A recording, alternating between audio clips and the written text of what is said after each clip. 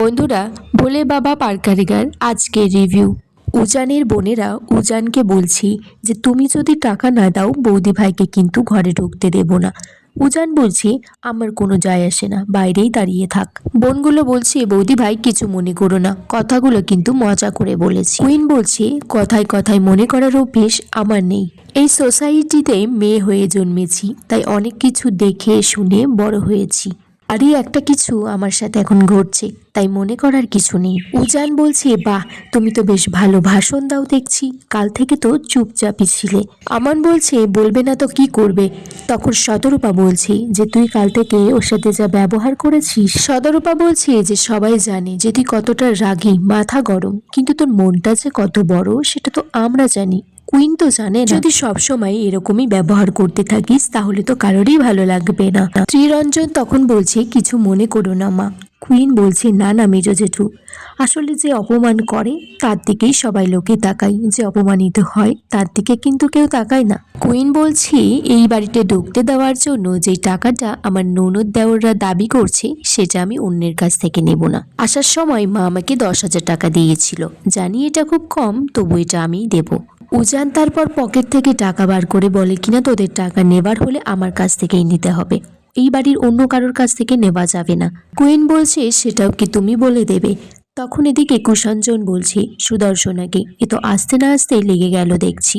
সুদর্শনা বলছি ঠিকই আছে, উজানের দাঁতটা একটু ভাঙা দরকার আছে। উজানের ঠাম্মি তখন বলছে যার কতক্ষণ বউকে বাইরে দাঁড় করিয়ে রাখা হবে। আমান তখন সুবলাকে ডাকে, বলে যে একটা সাদা কাপড় আর দুধে আলতা থালাটা নিয়ে আসতে। আমান বলছি বাহ কি সুন্দর, মা লক্ষ্মীর মতো পায়ের ছাপ হয়েছে একদম। উজান বলছি লক্ষ্মী না অলক্ষ্মী সেটা বলার সময় এখনো আসেনি। আমান বলছে আমি তো তোর সাথে কথা বলছি না। উজান বলছে আমি তো বলছি। উজান তখন বলছে যে নিজের মনকে দুটোর জন্যই প্রস্তুত করে রাখতে হয়। ত্রিরঞ্জন তখন বলছে যে আশীর্বাদের পর্বটা সেরে ফেলতে। উজান বলছে যে আবার কিসের আশীর্বাদ। কুইন তখন বলছে যে আমি সব নিয়ম পালন করতে রাজি আছি। সুদর্শনা বলছে কি মিষ্টি মেয়ে, সারাদিন এত ধকল গেছে, টায়ার্ড আছে, তবু দেখো সবটা নিয়ম পালন করবে। কুষাঞ্জন বলছে যে হ্যাঁ, বাবা মায়ের শিক্ষা আছে, বাবা মা ভালো করে মানুষ করেছে মেয়েটাকে। উজান বলছে যে আমি মানুষ হতে পারিনি, তোমাদের খুব আফসোস হচ্ছে না, তা কেন মানুষ হয়নি নিজেদের কাছে প্রশ্নটা করো। আমান তারপর সেখান থেকে কুইনকে নিয়ে যায় রান্নাঘরে দুধ উতলানো দেখানোর জন্য।